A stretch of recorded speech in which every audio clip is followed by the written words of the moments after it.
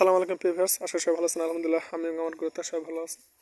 আগামীকালকে ঢালাই হবে। আমরা ফ্লোরের আগে পাইপ দিছিলাম বিধায় আজকে চেকিং করতে আসলাম যে আসলে আমরা যত রাখছি আর কি সাইড থেকে পাশে থেকে এগুলো ঠিক আছে কিনা,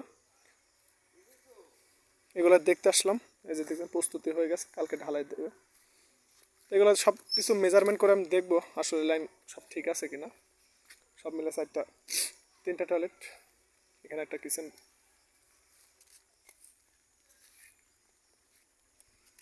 আসলে সবারই এটা করা উচিত, সেটা নিজের জন্য। কারণ মেজারমেন্টটা ধরেন, এই যে আমি একটা জিনিস আপনাদেরকে দেখাই, এটা হাইকমোড। আসলে মেজারমেন্টটা যদি অনেক ভালো ফলনের পরে যদি চাপ খায় 13-14তে চলে আসে, পরবর্তীতে কী এক করবেন, ফ্লোর কাটতে হয়, ঢালাই দিতে হয়। এর জন্য আপনাকে এটা আগেই চেক করে নিতে হবে। এই জন্য সব কিছু আমি এখনই চেক করবো যাতে আমার পরবর্তীতে কোনো কিছু ভাঙতে না হয়। সবাই ভালো থাকুন, সুস্থ থাকুন। আসসালামু আলাইকুম রহমতুল্লাহি ওয়া বারাকাতুহু।